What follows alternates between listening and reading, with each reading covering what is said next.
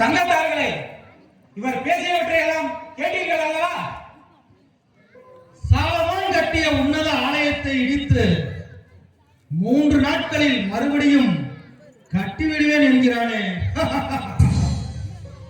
இப்பேற்பட்டவனின் பேச்சை கேட்டாலே மோசம் வரும். ஓ யூதர்களே, ஜாக்கிரதையாக இருங்கள். இவன் செய்யும் புதுமைகளை கண்டு நாம் ஏமாறக்கூடாது. நமக்கு மோயிசன் தீர்க்கதரிசி போதித்த போதகம் போதும். இந்த மனுஷன் மோயிசன் சட்டத்துக்கு விரோதமாக கிளம்புகிறான். நாமெல்லாம் சர்வேஸ்வருடைய பிரஜைகள். இந்த பாக்கியம் போதாதா? நூதன போதகம் தான் வேண்டுமா? இவர் போதிக்கிறது புது போதகம் அல்லவே. மோயிசனுடைய சட்டப்படி தான் போதிக்கிறார்.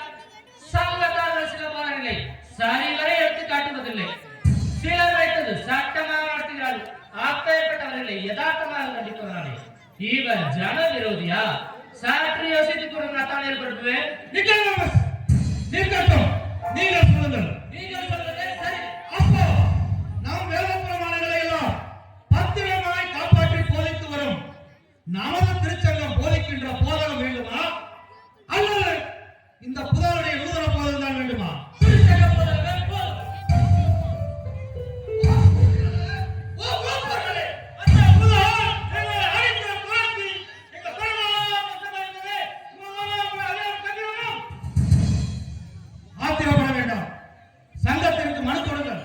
நாங்கள் பார்த்துக் கொள்கிறோம்.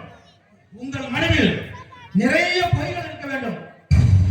கொள்ளையடித்தால், ஆலய குருக்களை அவமானமாக பேசினால், இன்னும் உங்களுக்கு தெரிந்ததெல்லாம் 1க்கு 100 என்று கூசாமல் பொய் சொல்ல வேண்டும். போய் வாருங்கள். நஷ்டஈடு நான் வாங்கி தருகிறேன்.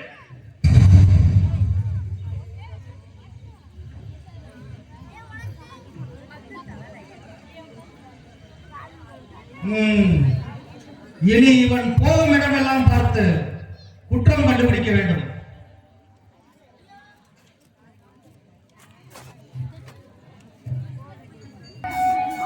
அன்பான போதகரே, அதோ சீயோன் நகரம் பார்ப்பதற்கு எவ்வளவு சிங்காரமாய் தெரிகிறது.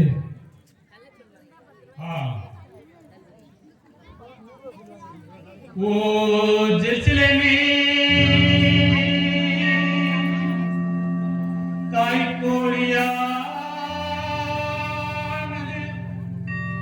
தன் குஞ்சுகளை இலக்கையால் வைத்து காப்பதைப் போல நான் உன்னை காப்பாற்ற எவ்வளவோ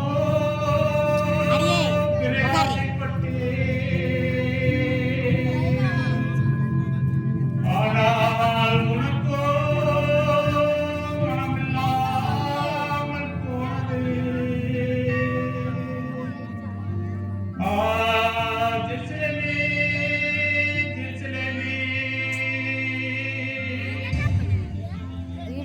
இப்போதாயிலும் உன் குருட்டாட்டம் நீங்கி உன்னை ரட்சிக்க வந்தவரை விஸ்வசிக்க மாட்டாயா? சுவாமி, ஜெருசலேமை பற்றி ஏன் இப்படி அழுது கலங்கிக் கொண்டிருக்கிறீர் சுவாமி? ராயப்பா, இந்த நிற்பாக்கிய பட்டணத்திற்கு வர இருக்கும் ஆக்கினையை நினைக்க நினைக்க அருகிதான். சத்திராதிகள் இதனை சூழ வளைத்து பிடித்து இதையும் இதில் உள்ளவர்களையும் நாசம் செய்து விடுவார்கள். சிங்காரமான ஆலயத்தையும் பல கட்டிடங்களையும் இடித்து கல்லின் மேல் கல்லில்லாதபடி பாழாக்கி விடுவார்கள். ஏனெனில் என் வருகைக்கு அது இடம் கொடுக்கவில்லை. முன்னமே தீர்க்கதரிசிகளை கொன்றது போல அதன் மெசியாவாகிய என்னையும் கொன்று போடும். ராயப்பா, என்னையும் கொன்று போடும். ஆண்டவர், அப்படியானால் இந்த எருசலேமுக்குள் போக வேண்டாம் சுவாமி. அப்படியே சென்றாலும் ஒரு மகிமையை வெளிப்படுத்தும். சத்ராதிகளை சங்காரம் செய்யும் ஒரு ராஜ்யத்தை நிலைநாட்டினே சுவாமி. அவை நிறைவேறும் காலம் வரும். ஆனால் இப்போதல்ல. அதுவும் நீங்கள் நினைப்பது போலல்ல. நான் நிறைவேற்ற வேண்டியவைகளை எல்லாம் என் பிதா திட்டமிட்டிருக்கிறார். ராயப்பா, அருளப்பா, நீங்கள் முன்னமே சென்று பாஸ்காவிற்கு தேவையானவற்றை ஏற்பாடு செய்யுங்கள். சுவாமி, இவ்வருட பாஸ்கா புசிக்க வேண்டிய இடம் எது சுவாமி? ராயப்பா, நீங்கள் பட்டணத்தில் பிரவேசிக்கையில் தண்ணீர் குடம் கொண்டு வரும் ஓர் ஆள் உங்கள் முன்னே எதிர்கொள்வார். நீங்கள் அவன் பின்னே சென்று அவன் பிரவேசிக்கும் வீட்டு எஜமானை பார்த்து என் பெயரால் ஓர் இடம் கேளுங்கள், உங்களுக்கு விசாலமான ஒரு அறையை காண்பிப்பார், அங்கே ஏற்பாடு செய்யுங்கள். ஆகட்டும் சுவாமி.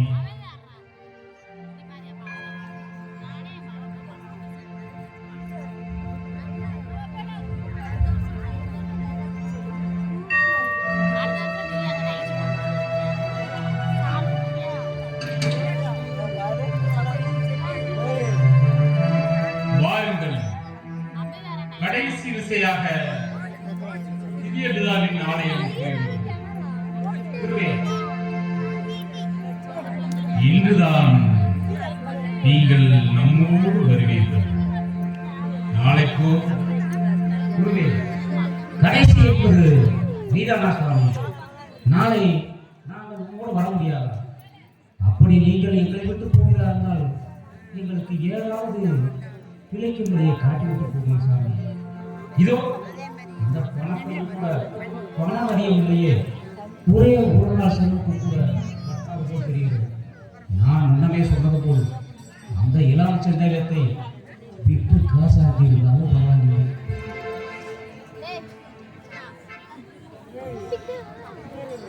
யூதாஸ், உன் கவலை எல்லாம் காசுதான். இதுவரை ஏதேனும் குறை இருந்ததா? இனியும் இருக்காது. குருவே, உங்களுக்கு தெரியாத எதுவும் இல்லை. நீங்கள் போன பிறகு எங்களை யார் சாமி கவனிப்பார்கள்? எங்களுக்கு ஏதாவது நாலு வழியை காட்டிவிட்டு போங்க சாமி. சிநேகிதா, யூதாசை பேயின் சோதனைக்கு இடம்படாது நம்பியது. நல்லது, வாருங்கள் போவோம்.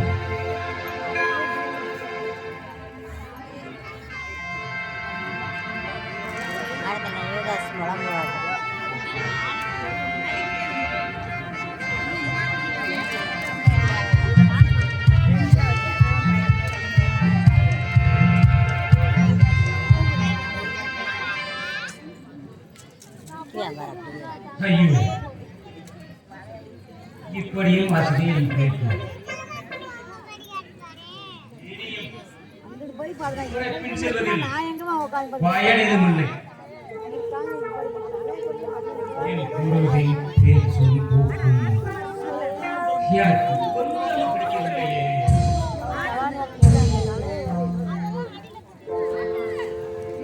குழந்தைக்கு பாலை கொடுத்தா, உடம்பை நகர் வைத்தா,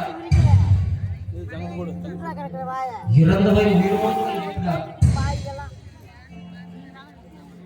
இவற்றையெல்லாம் பார்த்து என்ன பயன்? இதை பார்ப்பதால் எனக்கு ஒரு பயம் இல்லையே.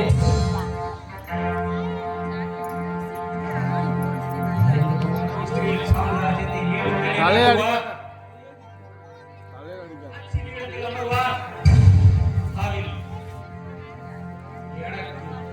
நீதிமன்ற பதவி கிடைக்கும் என்று எண்ணி ஏமாந்தேன்.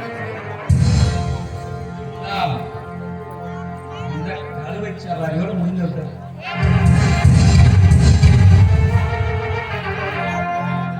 போனாலும் சரி, இனியும் உயிரோடு இருந்தால் பட்டம் பதவி விட்டாது, விட்டாது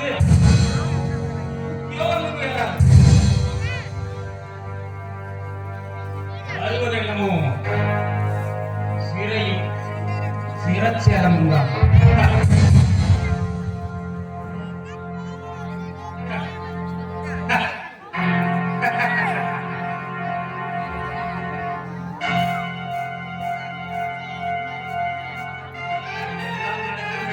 முன்னமே தெரிந்துதான்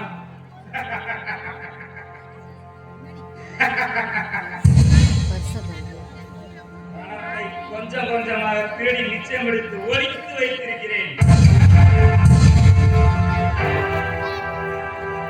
இவற்றையெல்லாம் எடுத்துக்கொண்டு எங்காவது ஓடிவிடுதே நலம்.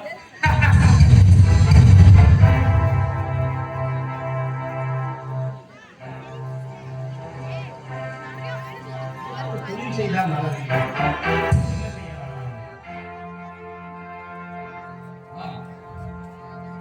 ஆலயத்துள்ள வியாபாரிகள் சிலர் எனக்கு தெரியும். அவர்களோட சேர்ந்து கூட்டு வியாபாரம் செய்தால் என்ன? இதுதான் சரியான யோசனை.